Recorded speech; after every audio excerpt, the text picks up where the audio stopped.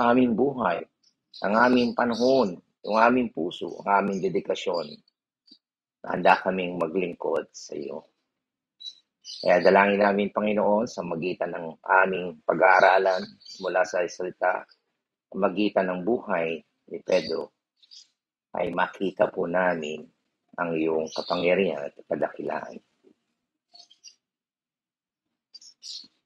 Kaya salamat po, Panginoon, sa pagkakataon na ito na kami ay malaya na makapakinig at dinala mo kami rito upang turuan at makita at buksan ang aming mga mata ng aming pananampalataya upang makita namin ang iyong kadakilaan, Panginoon. Kaya salamat po at aming dinadalangin ang aming mga kapatiran na papunta pa rito at kung ano man dahilan kung bakit sila hindi nakarating ay hiling namin naway isipin nila na mahalaga ang araw na ito na pagsamba sapagkat pinahalagahan mo ang iyong kamatayan upang kami ay matubos sa aming kasalanan. At sa magitan nito ay madala mo kami sa kalangitan at doon ay makapiling mo kami habang buhay at sasambahin ka namin. Kaya makita namin na ngayon pa lamang ay sinasanay mo na kami na pahalagahan ka, ikalan ka, luwalhatiin ka at sambahin ka, Panginoon. And we thank you, Lord, sa aming mga kapatid na narito. Hiling namin na pagpalain mo po sila at igawad, Panginoon, ang iyong habag at pagpapala sa bawat sa amin. Ito po aming dalangin. Salamat sa pangalan ni Jesus. Amen at amen. Pagod po natin ang Panginoon sa araw na ito. Okay.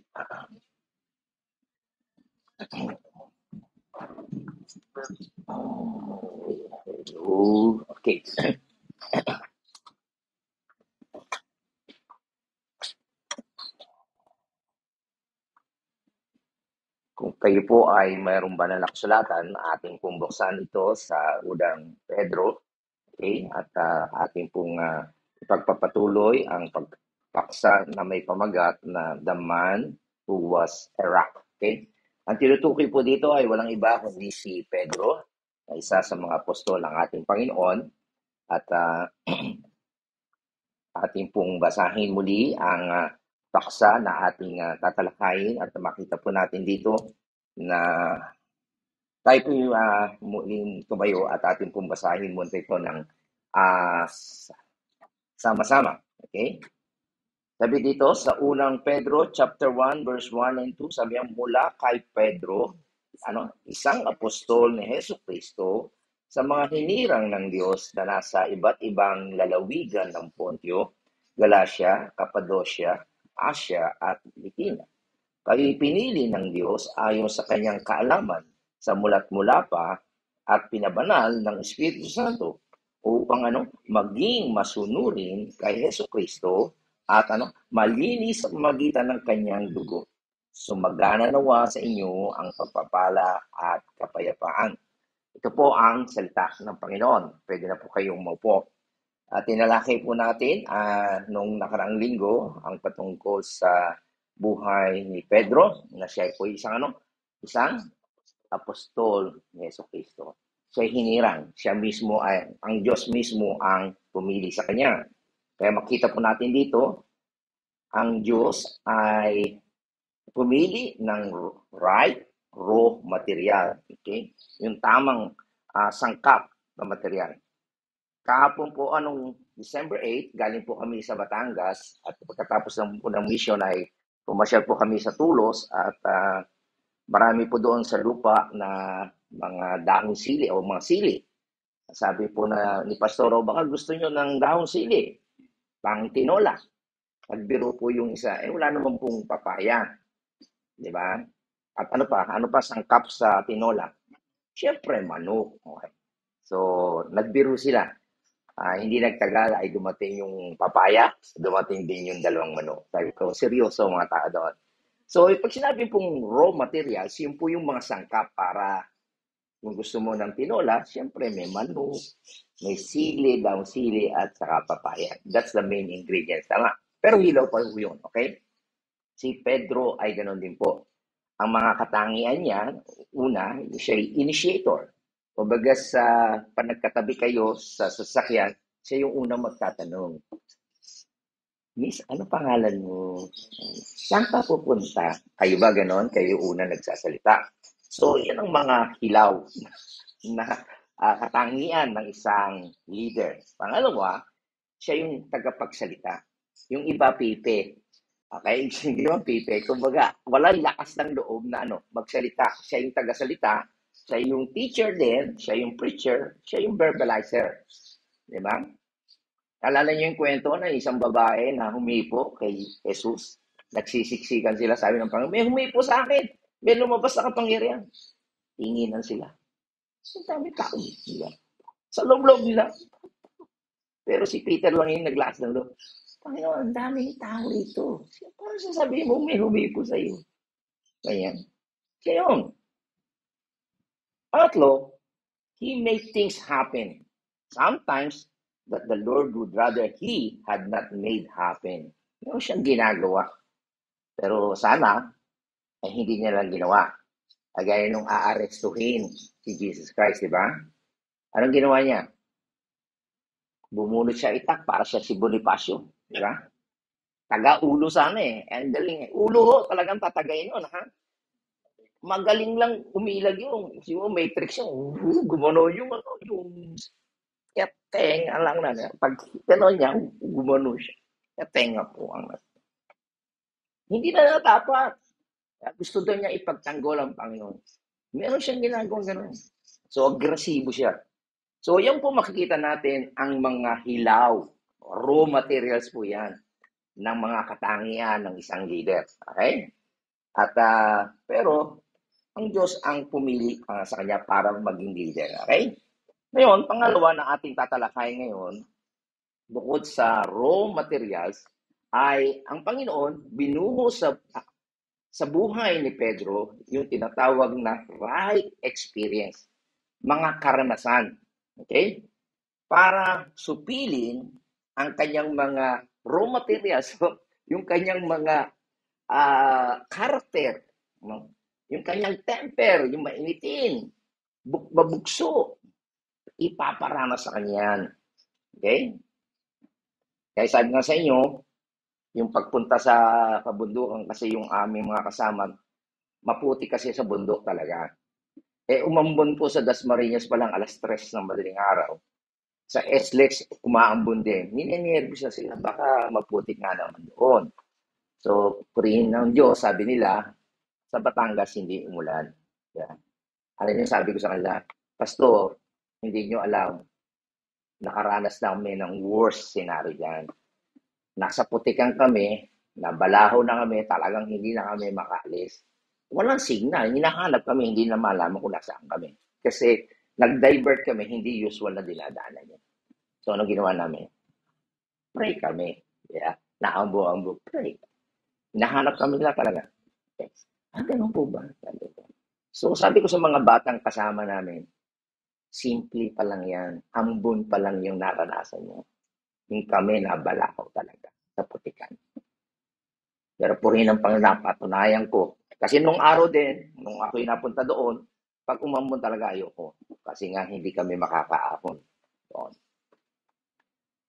So, ganun din po, makita natin, kay Pedro ay binigyan sa buhay niya, may pinaranas na mga karanasan, mga sitwasyon sa kanyang buhay na kanyang matututunan upang sa ganoon, masupil o maayos yung kanyang damdamin, yung karakter niya. Kaya hinahayaan ng Diyos at ibang mga karanasan ninyo. May mensahe siya sa inyo doon. Okay? Una, ano po yung una na right experience na pinaranas ng Panginoon sa kanya ay pwede nating tawagin na great revelation.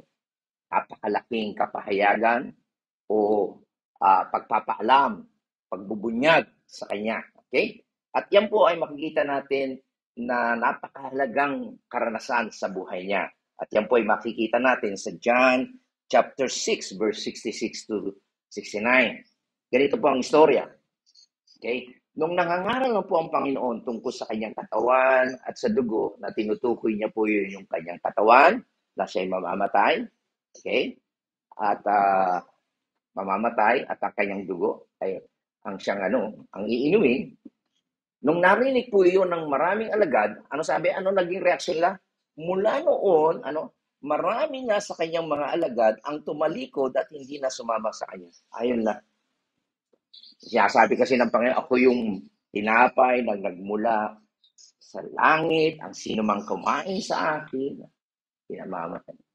Hindi lang matanggap yan. Hindi lang matanggap yung incarnation ni Jesus Christ. Hindi lang matanggap yung atonement na gagawin ng Panginoon, mamamatay siya. Umalis sila. Okay? Huwag kayong mapupustrate kapag kayo nangangaral at meron tumalikod sa inyo. Kaya ang pastor nyo, hindi na rin ako mapupustrate kung mawala kayo. Si Jesus, nung nangangaral siya, hindi matanggap ng iba.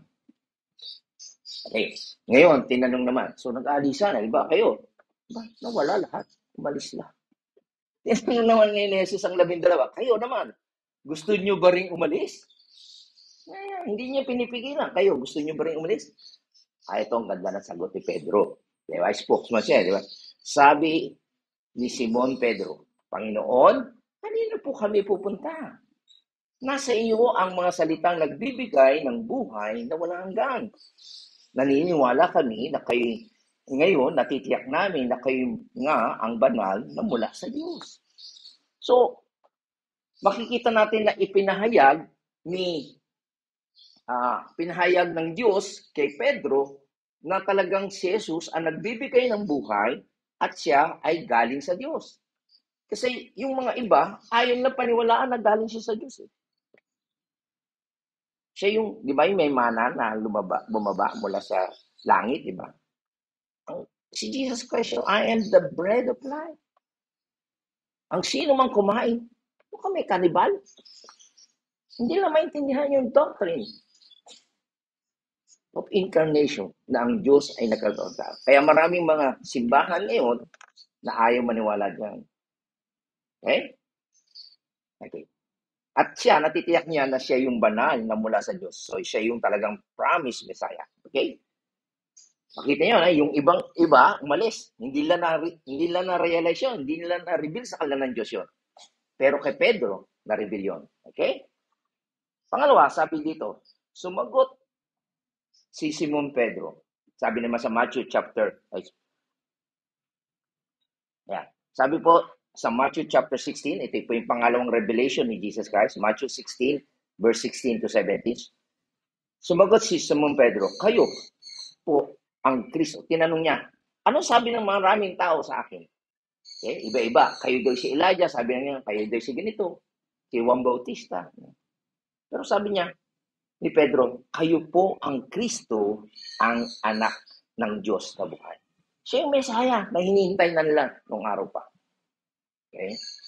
By the way, ang marami pa rin mga Hudyo ay naghihintay sa Kristo hanggang ngayon ayaw lang paniwala na si Jesus Christ na nakaraan ang Kristo. Pero si Pedro, inireveal sa kanya na siya yung Kristo na anak ng Diyos. Ano sagot ni Jesus Christ sa kanya? Mapalad ka, Simon, na anak ni Jonas. Bakit?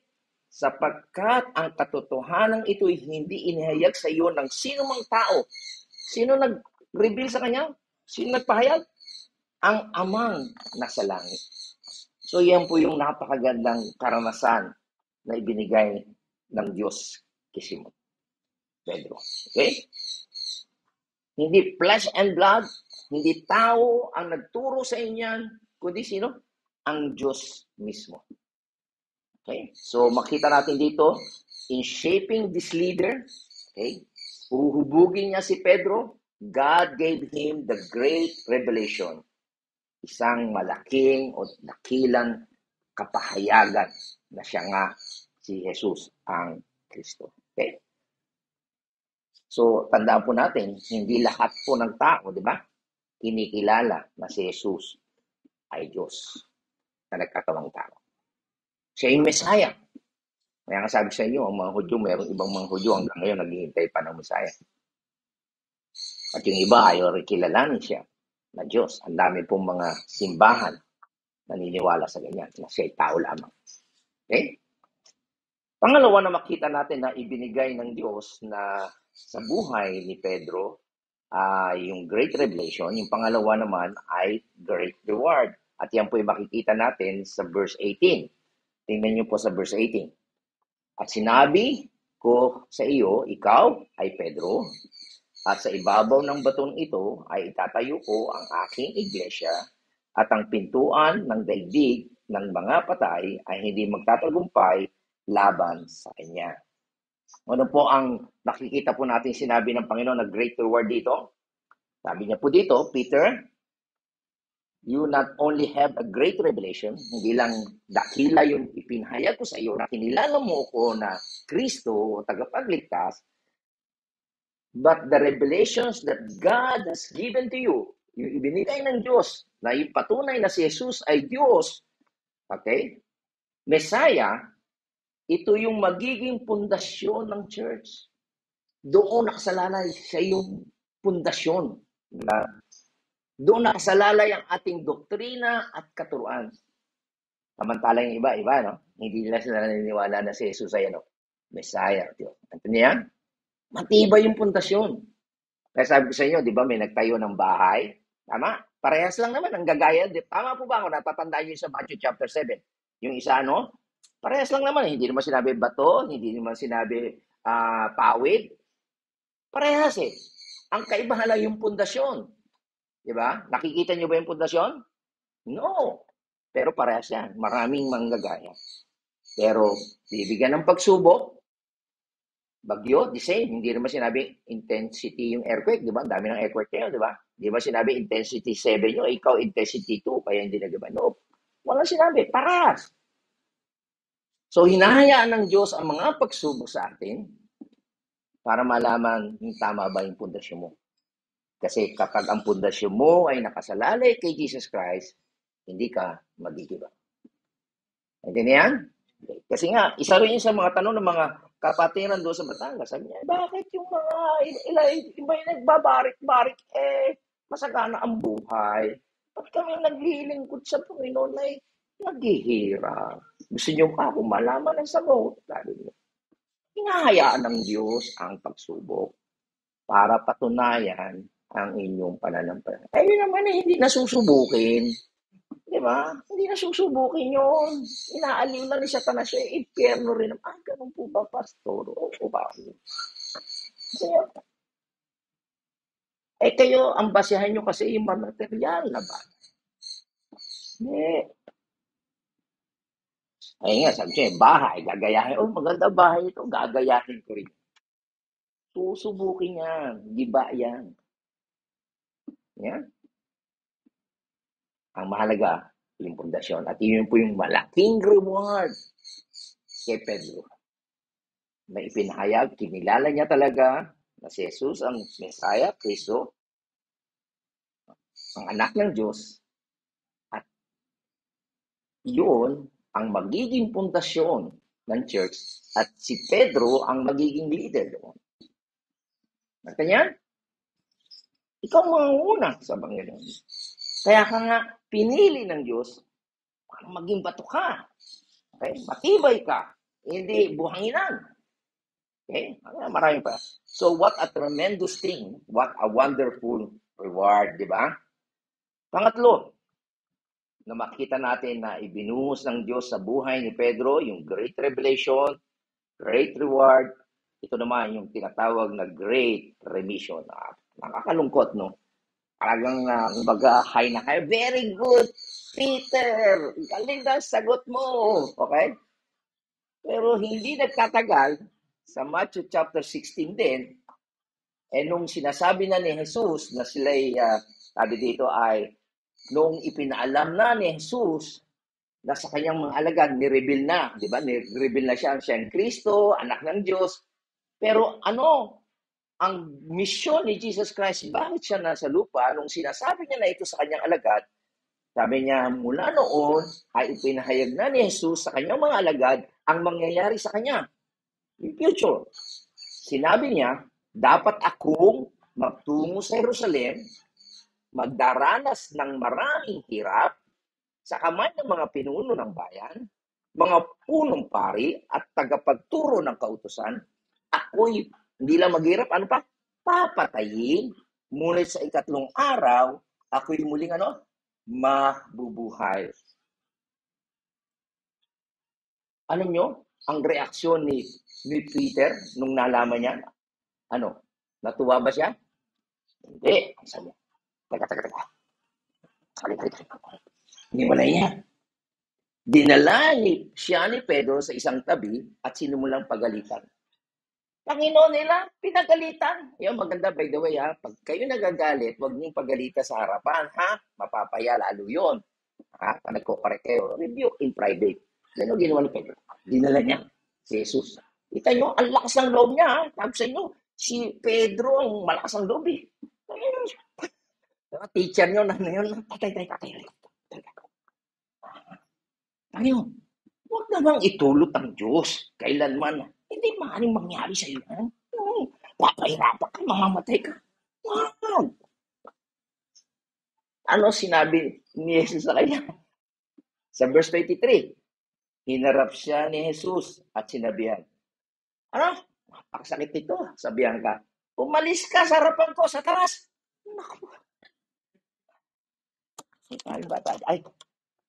Ang iniisip mo hindi sa Diyos, kundi sa tao. Kita niyo naman yan. Kanina, puri-puri, very good, Pedro. Tama, sagot mo ako ang Kristo. Mapalad ka.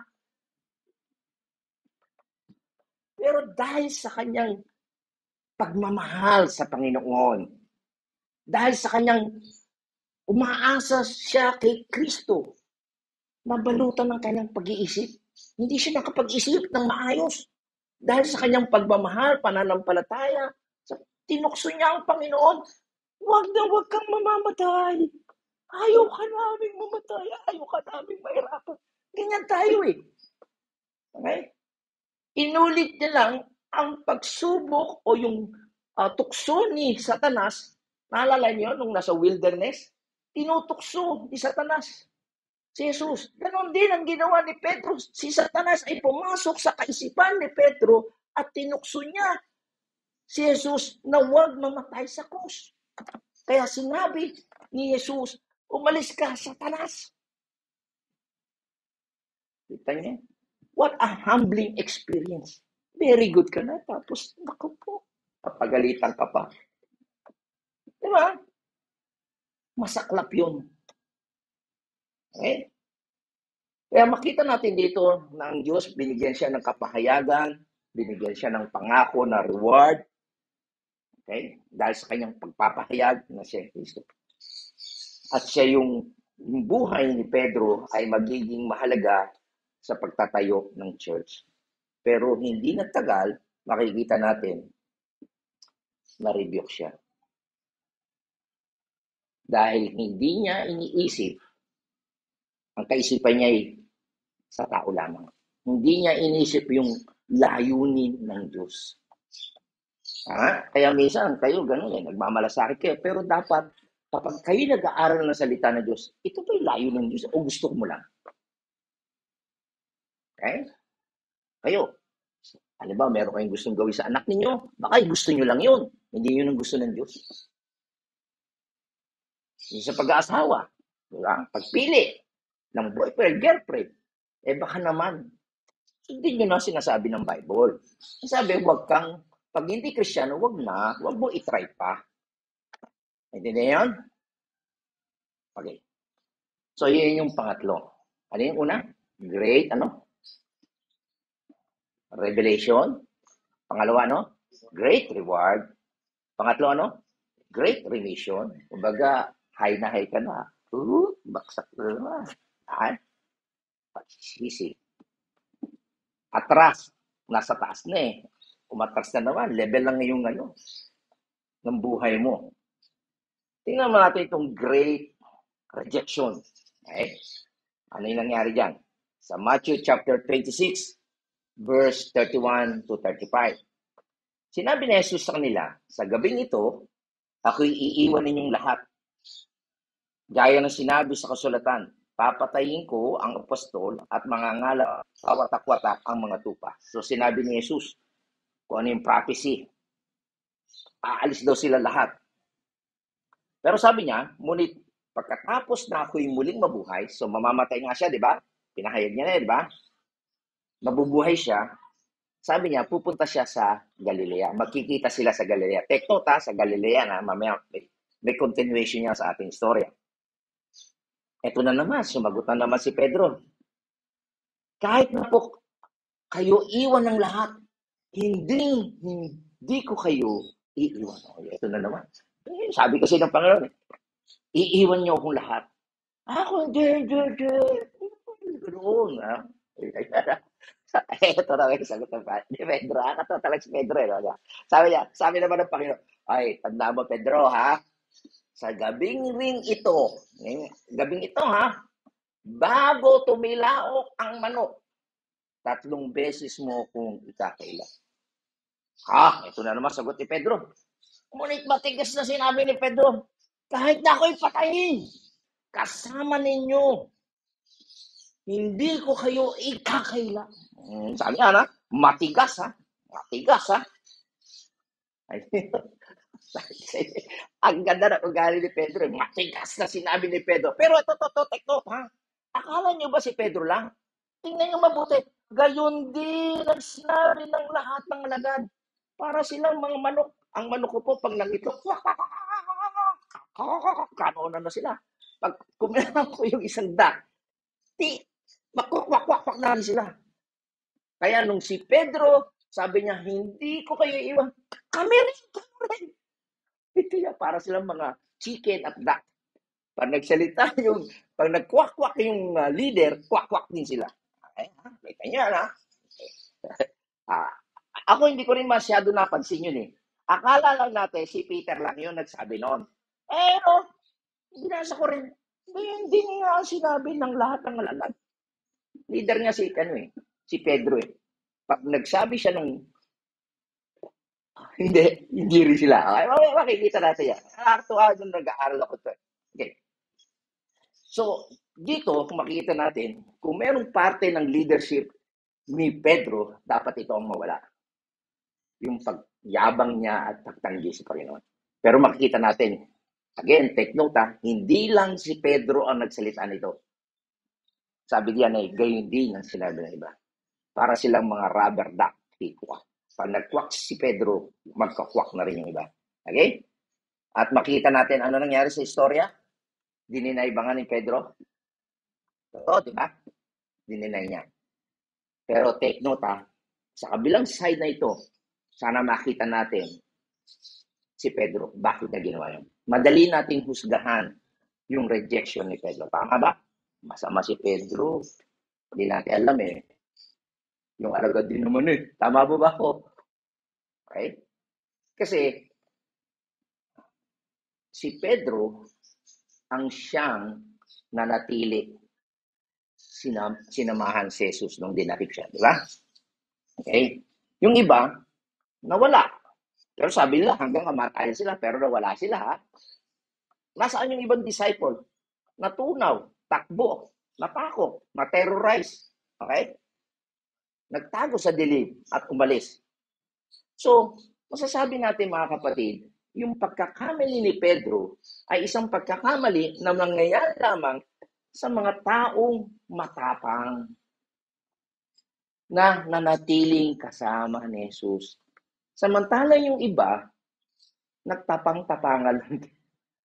Pero nawala naman. So, masasabi natin dito na si Pedro ay matapang, yung iba duwag. Malungkot, na-deny niya. Pero on the other hand, sana makita nyo, he looks like a better man than the rest. Kasi yung iba, kaya ako nasabi yun, hindi natin kasi napansin dito eh. Gayon din ang sinabi ng lahat ng alagad. Pero si Pedro lang ang nanatiling sumama. Pero piniredict na ng Panginoon, mag-aalis sila lahat.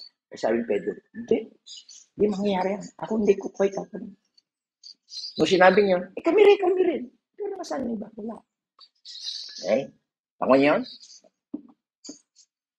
So, wag nating basta-basta husgahan si Pedro.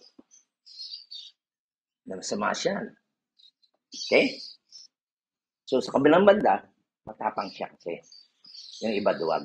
Salita lang ng salita, pero duwag naman. Okay? So, ito naman, yung susunod.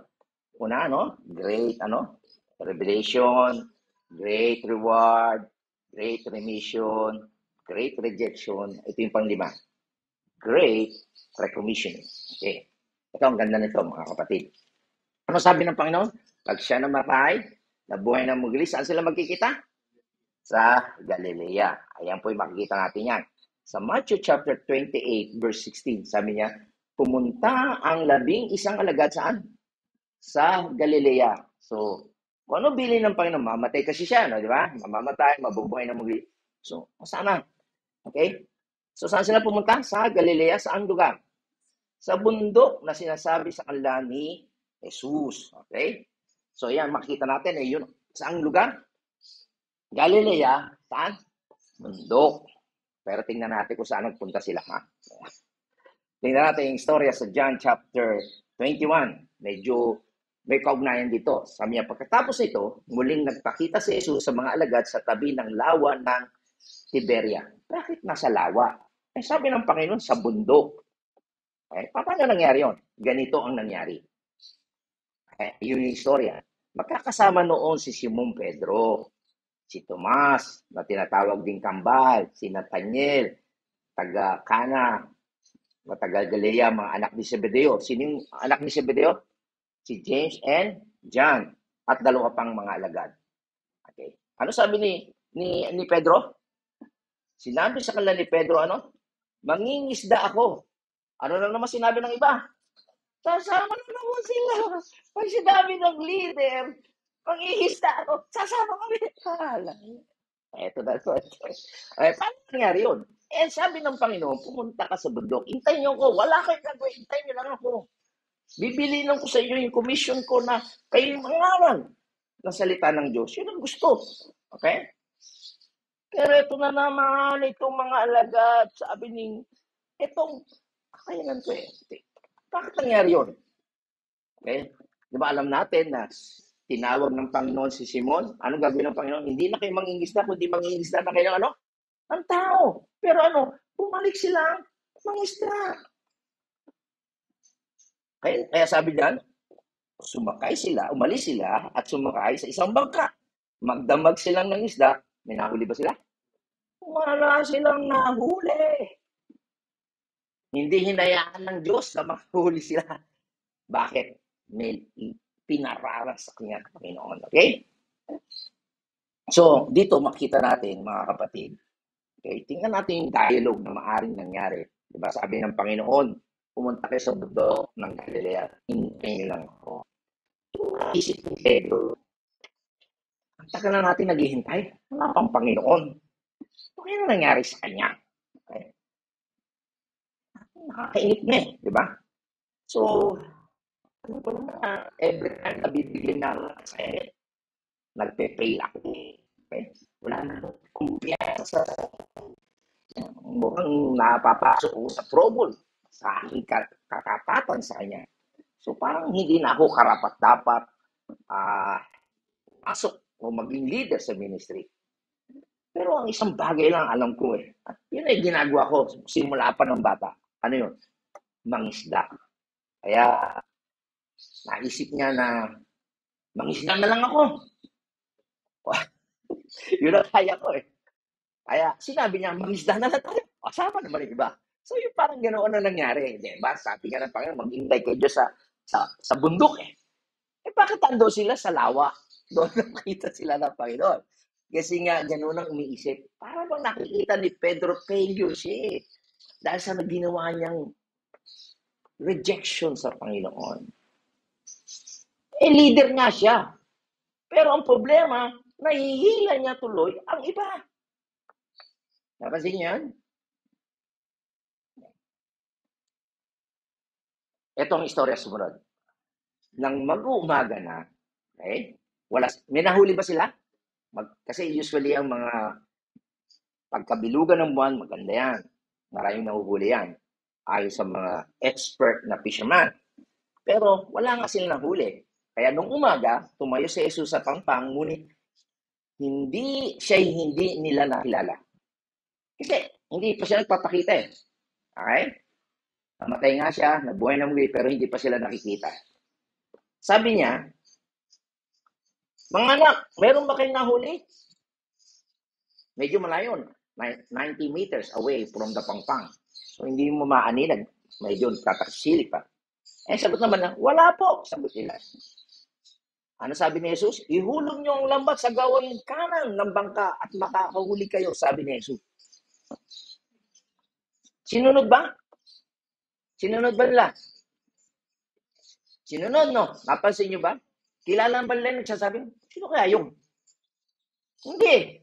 Yung boses pa lang, gano'ng kapangyarihan ng boses ng Panginoon. Kahit hindi pa nila nakikilala o namumukhaan face to face, narinig nila yung boses ni Jesus. Sumunod sila. Pwede mo sabihin, oy, masisira ka ba ulo? Expert ka ba ulang mauli? Sasabihin mo pa. Tama?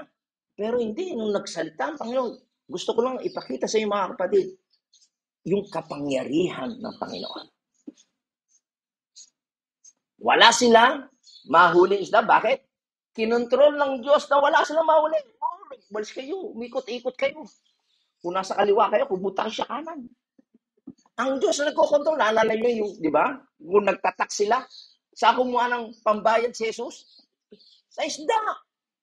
Nguli nga kayo ng isda na merong silver coin, mga wala kayong mahuli. Bilyong-bilyong isda sa mundo. God is in control. How great is our God? Kaya sabi sa inyo, kung kayo hindi tapat, ang mga alagad ay hindi tapat, ang Diyos ay tapat pag pinili ka. Kita niyo, wala silang mahuli, napopostrate na sila. Pero ang Diyos ang lumapit sa kanila, kung wala kayong mahulog, gawin niyo to. Ihulog niyo yung lambat sa kanan. Ano nangyari mga kapatid sumunod? Ano mo sabi? Sinabi ni kay Pedro ng alagad na minamahal ni Jesus, sino yun? Si John. Na-recognize niya ang boses ni Jesus. Ang Panginoon yun. That is our Lord. Nung marinig ni Simon Pedro, nagsuot siya. Siguro bored siya. No? Wala. Okay? Nagsuot siya ng damit dahil nakahubad siya noon at saka lumusong sa tubig. Pumunta sa pangpang. Dumaon sa pangpang. Nakasama niya ang mga alagad. Sakay ng bangka. Nahila-hila ang lambat na puno ng isda. Hindi sila ganong malayo sa pangpang. Mga 90 metro lamang. Hindi malayo na rin yun.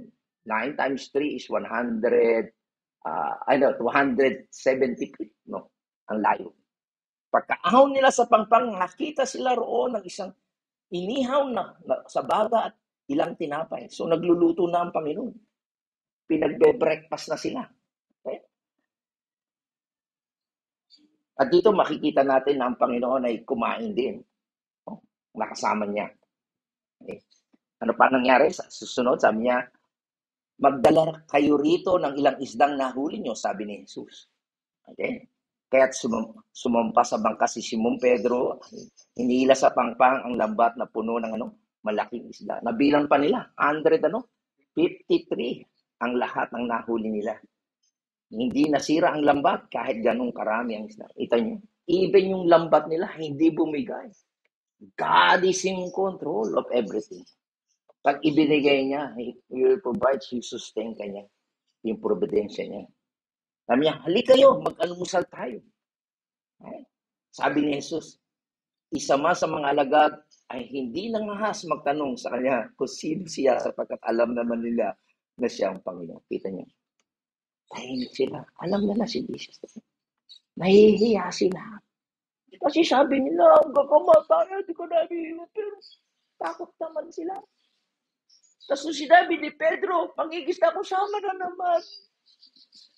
Nung wala silang mahuli, nahabag ang Diyos sa kanila.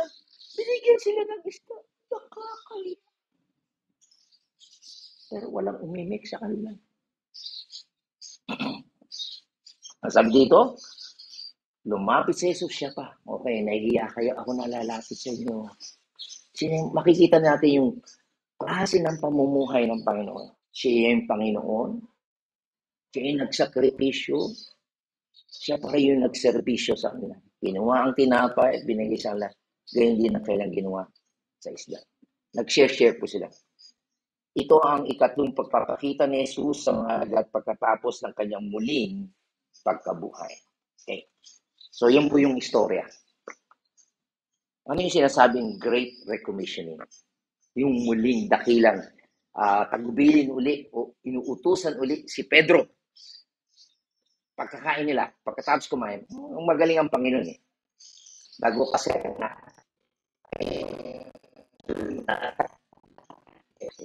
ay, kampanya lang. Buko tayo. Ayun mo na, relax. Eh, na. Tapos, kumain nila. Ilan niya si Mose. Ano ka? Pinagapit ng Panginoon, Simon. Pedro. Alam natin, pag Simon, naging bumabalik siya sa ano? Saan? Sa makasalanan, lumang likas ang ginagawa. Pag Simon Pedro, alahanin si John, ang tawag kasi ni John, Simon Pedro, di malaman niya kung ano yung laman ng puso ni Peter. Kaya sabi ng Panginoon, Simon, ano tawag ni Jesus Christ? Simon. Ano tawag ni John? Simon. Kaya, kasi alam ng Panginoon ang puso ni Peter.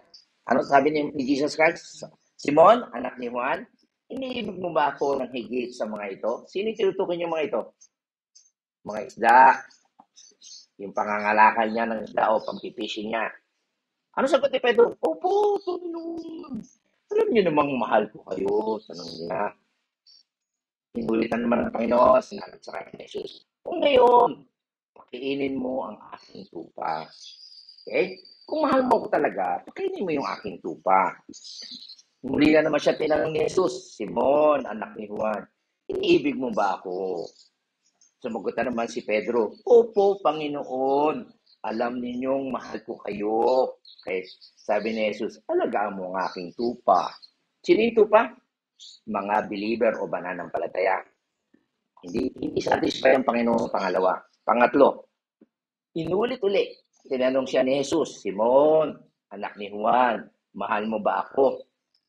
Medyo nalungkot na si Pedro. Sapagkat 3 beses na siyang tinanong, mahal mo ba ako? Ikaw ba, tanongin 3 beses, kulit-kulit naman. Hindi na siya makasagot sa Panginoon. Hindi na ma-review ang Panginoon kasi nakakahiya naman talaga siya. Alam natin, 3 beses siyang tinatry. Hindi 3 beses siya. Talagang kinukonfirm ng Panginoon, mahal mo ba ako talaga? At sumagot siya, Panginoon, alam niyo naman lahat ng bagay. Alam yun yung my heart, di ba? Alam ninyong mahal ko kayo. So talagang handa ngayon siya openly to check yung heart. Kasi tayo ganun eh. Magaling lang tayo sa nguso. Salita. Pero yung puso natin, malayo. Pero alam ng Diyos ang puso natin. Okay? Sinabi sa kanya ni Jesus, pakanin mo ang aking tupa. Okay? Anong nais ng Panginoon? And now, this is the time for recommission. We can go and preserve them.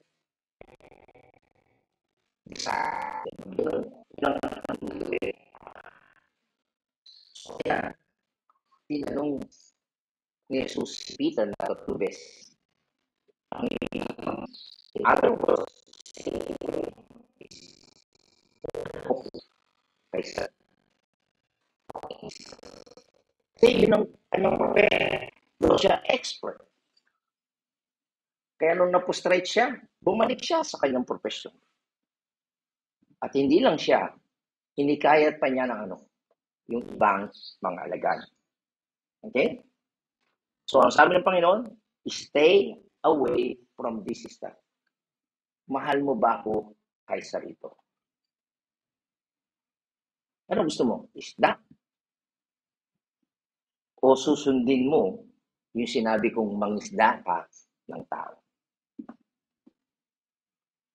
Tama niyo yun? So, inuulit muli sa kanya. Binibigyan siya, inaatasan uli So, pangalawang pagkakataon na ito, kung kayo nag-fail sa Panginoon, kung merong gustong ipagawa sa inyo ang Panginoon, pero nag-fail kayo, kagaya ni Peter, binibigyan kayo ng pagkakataon na sundin ulit siya. Kaya this is the recommissioning. This is very important. Naintindihan? Ito na, susunod. Ito na naman. Anong pahayag naman ng Panginoon tungkol sa future na mangyayari kay Peter? Nakatandaan mo, sabi niya, nung bata ka pa, ikaw ay nagbibihis ng iyong sarili. Okay? Nung bata ka, ito gusto kong dress. Okay? Tapos, pupunta ka kung saan mo gusto. Gusto ko tag SM, punta ako dito, punta ako, mamamasyon ako. Ikaw na susunod. Alam mo, sabi ng Panginoon, pagtanda mo in the future, iunat mong iyong kamay at iba ang magbibihi sa iyo. At dadaling ka sa lugar na hindi mo gusto. Ano ibig sabihin nun? Sinabi ito upang ipahiwatig kung paano mamamatay si Pedro at kung paano niya pararangalan ng Diyos.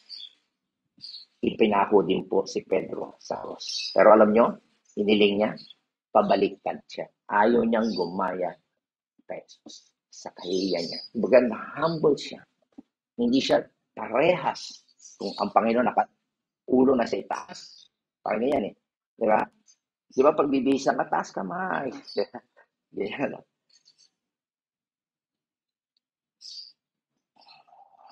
Ayaw man niya. Pero gano'n ang mangyayari sa kanya. Mamamatay siya. Pagtapos nito, sinabi sa kanya ni Jesus, sumunod ka sa akin. So, in spite na ganoon ang mangyayari kay Pedro, nirecommission na siya, binigay siya ng pagkakataon, at ito ang mangyayari sa iyo sa pagsunod. Pero ito na naman, lumabas na naman ng ugali ni Pedro. Sabi niya, tingnan nyo sa verse,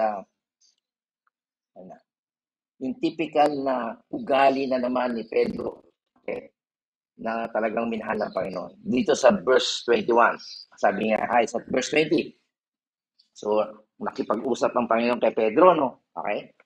Tapos, lumingon na naman si Pedro, nawala na naman siya sa atensyon, sa focus sa Panginoon. Sabi niya, lumingon si Pedro, at nakita niyang kasunod niya ang alagad na minamahal ni Jesus. Sino yun? Si John. Ito yung John na ito, yun yung humihilig sa dibdib ni Jesus. Okay? Very close siya.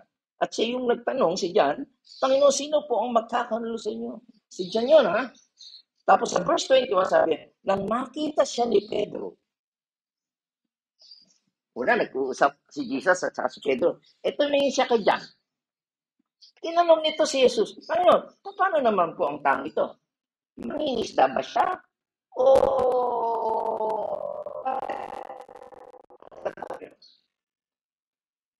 kung mabuhay siya na hanggang pagbabalik ko, ano sa iyo? Sunod ka na sa akin. Mind your business. Ako bahala dyan. Ano ka makialam dyan? Kita nyo. Yan ang hirap kay Pedro eh. Nawawala sa focus sila. Parang may rivalry sila, may competition sila dyan. Alala nyo sa istorya, nung nalaman na nabuhay, sabi ng Maria, nabuhay ang Panginoon, takbuhan sila, di ba? Gano'n sila. Istorya sa Bible yun. So, tandaan po natin, sa paglilingkod sa Panginoon, hindi po tayo nagko-competition, ha? Kasi minsan gano'n eh, uungusan eh. Nung nangusap ng Panginoon, di ba, kinukomisyon niya na si Pedro, di ba, balik ka. Mangisda ka na ng tao, hindi na isda. Alagaan mo tupa, maging pastor ka. Siya, ano gagawin mo doon? Okay, anyway. So kapag kinaus ka, huwag mo nang pakialaman yung iba. Sumunod ka na lang sa Panginoon. Okay? So I hope na makita po natin. Ang tanong ngayon, okay? Sinunod ba? Natuto ba si Pedro? Okay? Sapat na ba yung mga karanasang ipinaranas ng Panginoon sa kanya? Okay? Para malaman niya ang mensahe ng Panginoon. Okay? Sabi niya, he got the message. Totoo po. Sapat na po yung karanasan. He got the message. Bakit? Tingnan po natin yung mga nangyari kay Pedro pagkatapos nito. Medyo mabilis na lang po ito kasi may oras ako niyan. Ay, ano nangyari kay Pedro? He became leader. Siya yung 1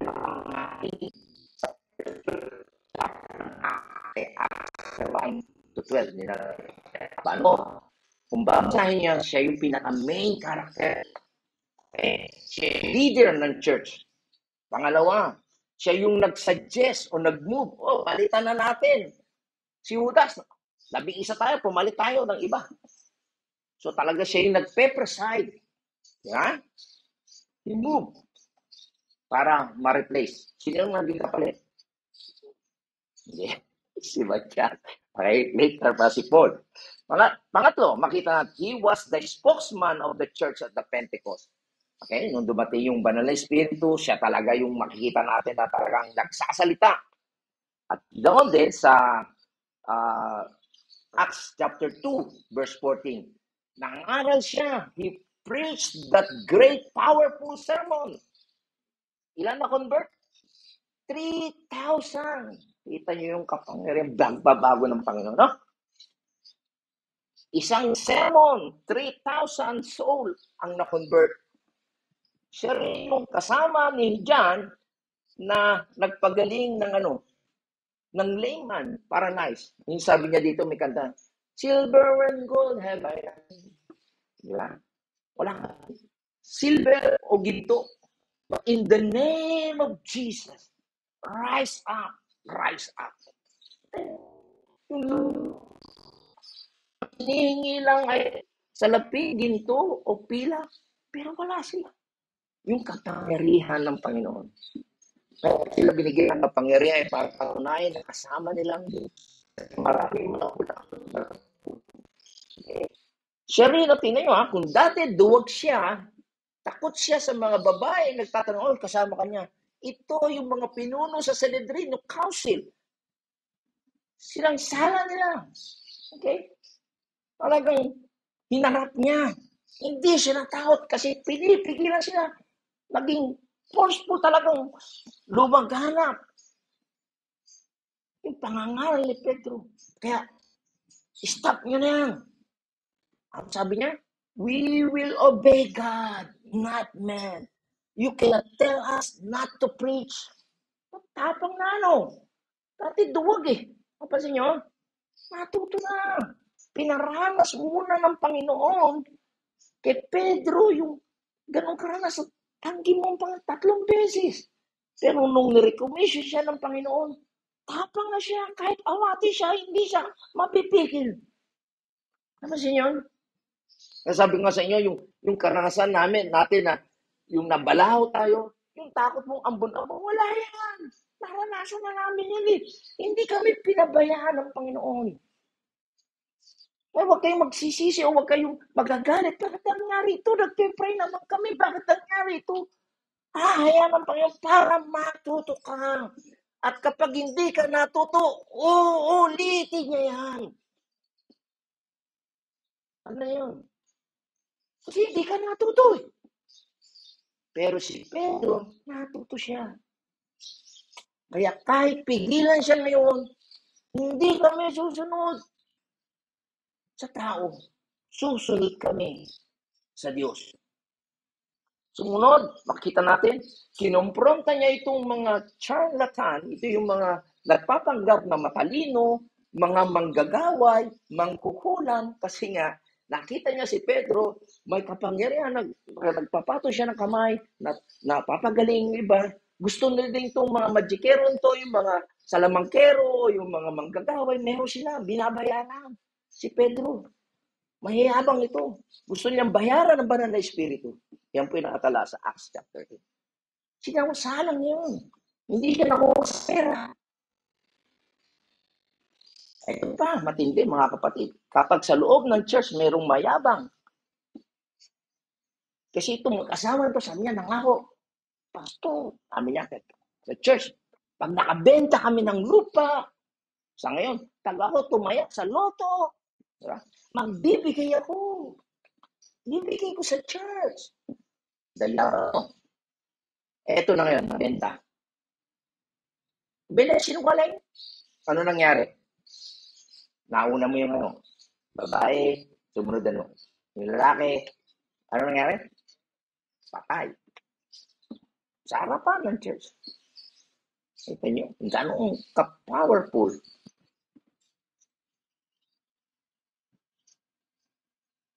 Maging si Aenea, pinagaling niya, at maging si Dorcas na namatay, ay binuhay niya.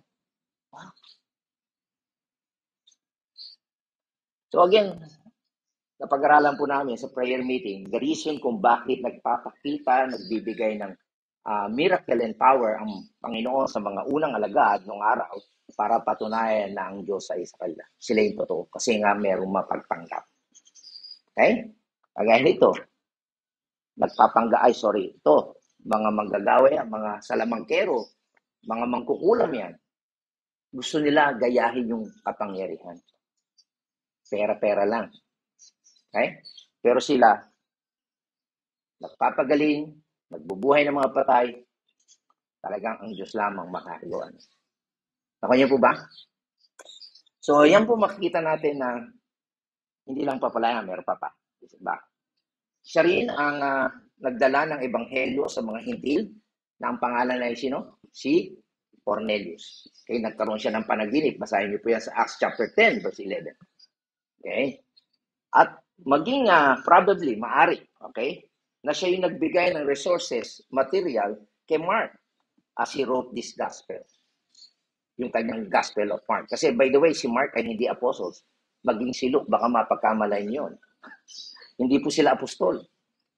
Kasama lang po sila ng mga apostol. Okay? And then, makikita natin, itong ating pinagbabasihan ng ating mensahe ngayon, na siya po ang sumulat ng 1 Peter and 2 Peter na ating napag-aaralan. Okay? So, panimula po lang po yan. Part 2 pa lang. So, makita po natin, mga kapatid, sa katapos-tapusan, pinili po ni Jesus Christ yung raw material, ibig sabihin yung mga sangkap, pero hilaw pa. Yung pagiging aggressive niya, initiator, spokesman, aggressive. Pero pa yan. Maraming tao, even Christians, may mga ganyan. Palatanong, pero hilaw pa yan. Kaya ang gagawin ng Panginoon, bibigyan kanya ng mga karanasan at doon, imumull kanya para masupil yung mga pagiging agresibo mo, yung pagiging mayabang mo, ganyan, ay susupilin niya. Pero maliwanag po na sa ating napag-aralan ngayon, natutunan po ni Pedro ang mensahe ng Panginoon. Kasi kapag hindi mo natutunan yan, babalik ka uli sa kanyang karanasan hanggang sa matuto. Naintindihan niyo po yan, mga kapatid? So, maliwanag po yan, hinayaan po yan ng Panginoon para matrain siya at maging great leader. Sa susunod pong linggo ay ang atin namang susunod na pag-aaralan, di ba, merong right raw material, right experience, at yung pangatlo po ay right lesson ng Panginoon sa buhay niya. Nawa ang aking panalangin, makita natin ang ating buhay. Maliwanag ng salita ng Diyos sa pamagitan ng buhay ni Pedro. Kaya sabi sa inyo nung araw, nung isang linggo, baka meron kayong mga bata na makatanong. Yan ang isa sa mga katangian ng magiging leader. Mahilig siyang magtanong, malakas ang loob niya. Lagi siya nagsasalita kasi gusto niyang matuto. Maganda yan. Pero hilaw po yun. Kailangan matutunan niya yung mga lesson na galing sa Panginoon. Kailangan makakamit siya ng tumanggap siya ng revelation mula mismo sa Diyos. That God will reveal to you personally. Para magkaroon kayo ng talagang magandang karanasan mula sa Panginoon. Makilala niyo siya ng personal. Okay? And then ano pa yung mga lessons na matututunan niyo upang masupil yung aggressiveness, yung yabang, yung nagkakaroon kayo ng competition, parang inihahambing mo yung sarili mo sa iba, no, kapag tinawag ka ng Panginoon, you focus sa pagkatawag. Huwag mo iintindihin yung ibang tao. Maihinder ka doon. Tama? So, I hope na marami po tayong natutunan dito at hindi tayo tumulad sa ibang mga tao na ayon lang tanggapin, paniwalaan na si Jesus ang Kristo, ang tagapagligtas, na siyang dapat mamatay at muling nabuhay.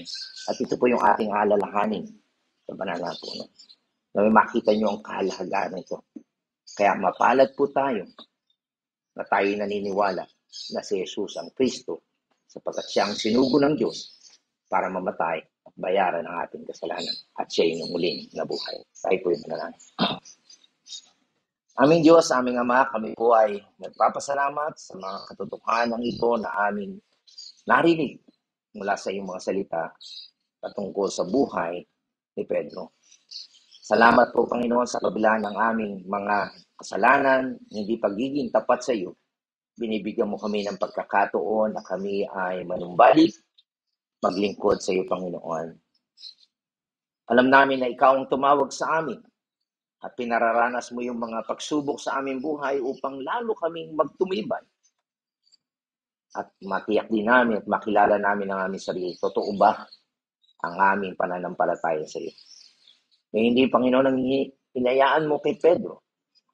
Dumanas siya ng iba't ibang mga pagsubok sa buhay na nakakahiyang pamisan at nakakaya pa dahil siya'y leader at sumusunod yung ibang tao sa kanya. Ngunit salamat, binigyan mo siya ng muling pagkakataon, binigyan mo siya ng pagkakataon na sumunod sa iyo muli at ikaw ang parangalan niya. At binigyan mo siya ng courage na talagang harapin ng mga tao na pumipigil sa kanya at siya rin ay handang mamatay para sa iyo. Naway gayon din ang aming gawin mo sa aming buhay, Panginoon. Bigyan mo kami ng lakas ng loob na talagang ipahayag namin.